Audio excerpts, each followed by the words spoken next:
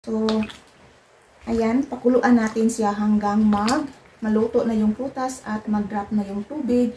Then tapos i-jar natin. Kani mga kamatis guys nga nag-overripe na at saka nag-ano na sila di going off na sila every day. So lulutuin ko na lang ito na tomato chutney. Ayan, huhugasan ko pa niyan at mayroon na din akong na-slice sa loob sa kusina. At dito nag-slice na ako guys. At mayroon na din dito sa malaki na pot. So lagyan ko pa ito ng mga sangkap kung pang lulutuin na tomato chutney. Nilagyan ko din siya ng apple. Ito yun ang pag-slice ko sa apple, chunky. At saka mayroon ding onion. So maglagay ako ng black currant. Ito lang yung natira na black currant. So ayan. At maglagay tayo ng sultana. Ang dami itong kamatis guys. So, ayan. Ganito ako magluto. Hindi na ito tapos-tapos. Basta na. Punong-punong na yung kaldero. At maglagay din tayo ng salt. Para balance yung taste niya. Ang dami ito guys. So, lagyan natin ng 1 tablespoon, 1 1/2.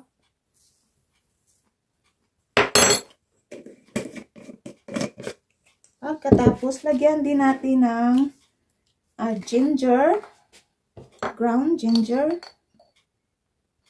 1 tablespoon heaps, o 1 1/2. At saka mayroon tayong curry powder. So, lagyan natin ng marami. Ayan. Then, saka lagyan ko din siya ng more curry powder later on while mag-cooking ako. Pag mag-drop na ito. Then, unahin natin yung na may natirang sugar. Lagyan natin ng sugar dito. Siguro mga 1 kilo and half yan. So, ito is 2 kilos. So, lagyan ko ng mga half agad. So, 1 kilo. Kuha lang tayo ng gunting. Dito. Ayan natin. Punong-puno na ito guys. Grabe. Okay. And then, yung vinegar. Yun, 2 liters of vinegar. Siguro, so hanggang level yung niya. Pero, kinuha ko guys. Hindi na ito ma-mix. Kasi punong-puno. Overflow na. Very full.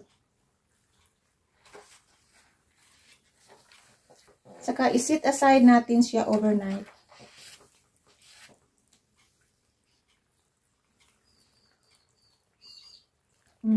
Kulang pa. Ito. Grabe. Puno. Pwede naman natin sukayin. Ayan, dito na yun, yung tubig niya, yung vinegar niya, nasa 3/4 lang. Pero okay lang yun kasi yung kamatis marami ding tubig. Ayan. Then, takpan natin siya, sit aside natin overnight.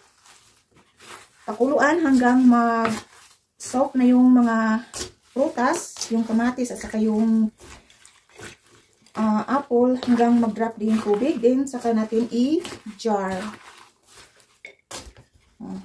Pero, in the morning, na ito guys, mag-drop na talaga ito yung niya, yung volume niya kasi nahumol siya sa suka. At ma-dissolve na din yung sugar. Ayan, so isit aside lang natin, takpan natin, then bukas natin siya lulutuin.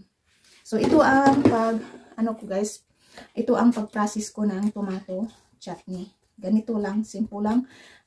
Just slice all the ingredients, put it all together, then isit aside natin. Then I have to add this later, tomorrow, yung chili powder. At saka lagyan ko pa siya ng more curry powder para siya, masarap yung lasa niya guys. Because mayroon siyang curry powder. Ayan. So, ito na yun ang ating chutney na overnight ko kagabi. So, ayan yung tubig niya, na talaga. So, dumami na yung tubig niya. Ayan, pakuluan natin siya hanggang maluto na yung prutas at mag-drop na yung tubig. Then tapos i-jar natin. Diba? Kita niyo? Malapit na ako mag-jar guys kasi nag-drop na talaga yung tubig niya. Para na itong jam, no? Lapot na siya guys. So, i-jar na ni very soon.